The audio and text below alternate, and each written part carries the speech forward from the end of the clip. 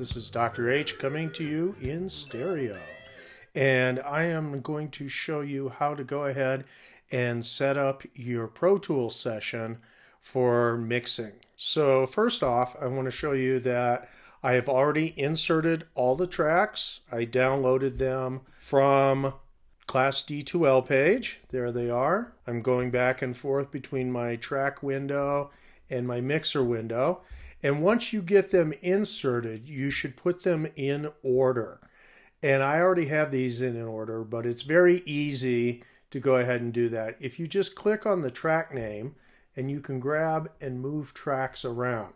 Of course, I already had them in order, so I'm going to go ahead and move them back, but it's that easy.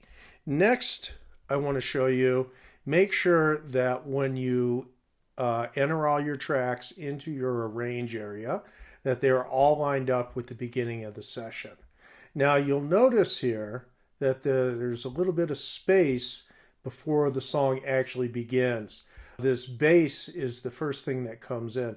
So what you want to do is cut that additional space at the beginning of the track off. Now you want to make sure that you do all the tracks at once. And so I click up here above the track area. I get it just a little bit before the first note, and make sure you're in shuffle view. So I use the Command E. It cuts it there. And then I go in and I shift click and I select all those tracks, every single one. So I hit delete, and sure enough, all those tracks pop to the left. Now the next thing I would do is put it back into slip mode and then hit Command S. All right, let's move over to our mixer window now. So we have everything selected here. We know that our tracks are all in the proper order. I have numbered them, right? Kick 01 is track 1, track 2, track 3, track 4, all the way up to track 16, which is the saxophone. Next thing we want to do is we want to color our tracks to help organize them. Now remember, when we did this recording session, this is the song with 2 drummers. So what we'll probably want to do is color all the tracks from the first drum kit one color, all the drums from the next drum kit another color. You can see all the tracks are selected now, but if I hold down the Option key and click on any of the tracks, it deselects them. So the first 7 tracks are the first drum kit. So I can click on the overhead there and then shift click, and I select all 7 of those drum tracks. Now the next thing I do is go down to the bottom, and you can see where it's all dark blue. It says track color code. Click on that, double click on that, and it brings up our color palette. So I am going to color those tracks blue. Next, I'm going to go over, and we have 4 microphones on the second drum kit. It's kick, snare, overhead left, overhead right. Shift click to select those 4 tracks, and why don't I make this one sort of a magenta. Next, we have the 2 guitar tracks. So I select the 2 guitar tracks. Let's make this one a red or a pink. Let's see, yeah, that's a nice good color right there. We have the bass. Let's make that sort of an orange. Our percussion, we will make a light green, and our saxophone, we're going to make it, let's make it a little darker there. Once we color code the tracks, we can close our color palette, and what we're going to do is create groups for the 2 drum kits here. So once again, click on the last track of drum 1 and then shift click there, select all those. And what creating groups allows us to do is that we can actually, when moving one fader, it'll move all the faders. Or when we solo one channel, it'll solo all the channels. Or when we mute one channel, it'll mute all the channels. So if you see over here on the lower left-hand corner, it says groups. And if I click on that triangle, the menu New Group comes up. It has the shortcut Command G on Mac. So I click on that. There's our group menu. Because I have those tracks selected already, they are currently in group.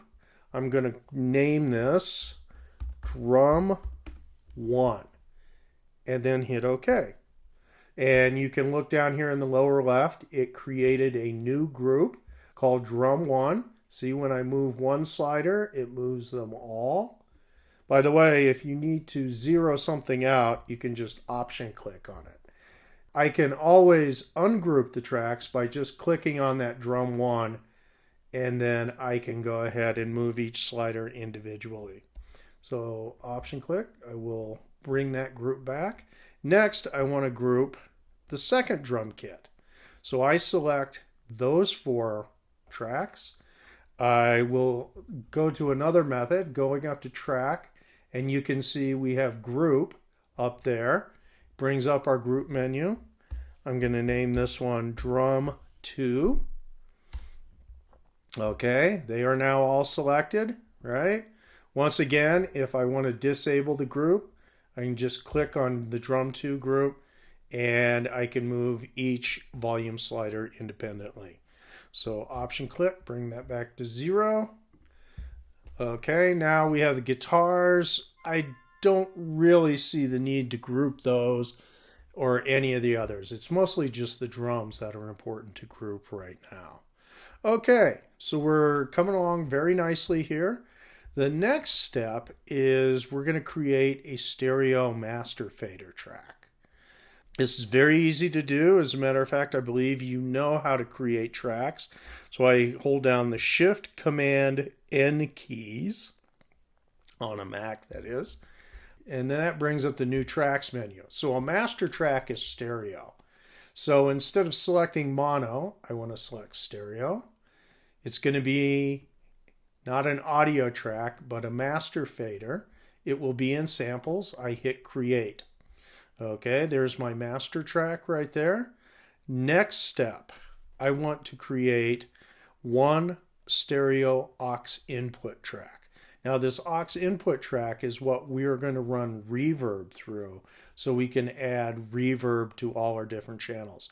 Remember our send routing there. Once again, Shift Command N on a Mac, one stereo aux input track.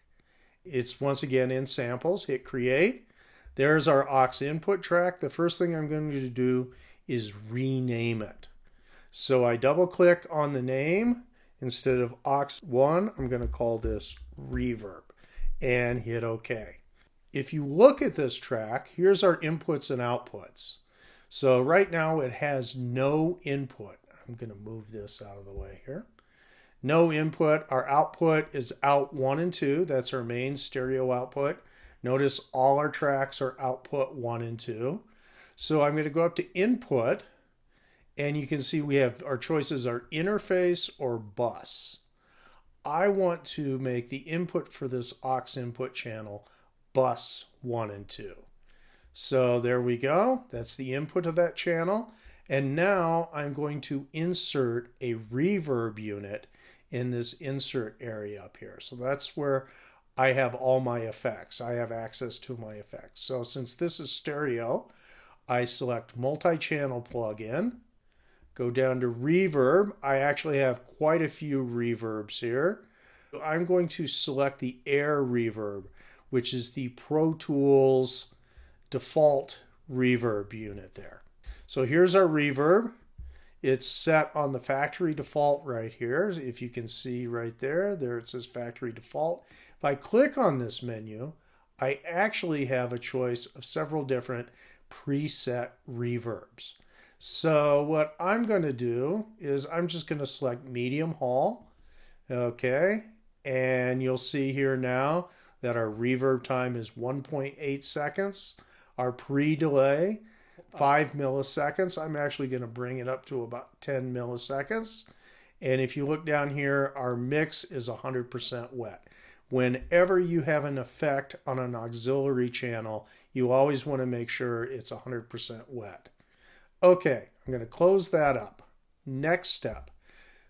We've got our aux input channel. We have a reverb on it. We have bus 1 and 2 set up as the input. Now, if you look over here on all your audio channels, we have to find a way to send signal to that aux input channel. And that's where this area up here, it says sends A through E, where that comes in. The first thing I'm going to do to make this very quick and easy is I'm going to click on my first audio channel and then shift click on my last audio channel. I don't want to have the master or the reverb selected. And then I'm going to go up to sends A through E. I'm going to hold down my Option and Shift keys on my keyboard. This allows us to apply an action to all selected channels. So I click here on sends A, and you notice it says output. There's output 1 and 2. We don't want that. We want bus 1 and 2. And when I do that, it brings up bus 1 and 2 on all my audio channels. It's that simple. And you see here, this is actually the send fader. And when we bring that up, we'll start sending signal over to our aux channel. If I wanted to do that now for each individual channel, I have to click on it and it brings up a fader for that one individual channel. But there's a much better way to access this, and that is to use what's called expanded sends. To activate expanded sends, I go up to the view menu at the top, click on it, go down to expanded sends. It's about 2/3 of the way down. And I select send A. And there it is. I have a volume slider, I have a mute button and a pre-fader button for each of my sends, and I have a pan knob. You really don't need to adjust any of these controls except for the volume slider. And this determines how much signal you are going to send from each individual channel over to our reverb channel and add reverb to it. So that gives you quite a bit of control. Next step here,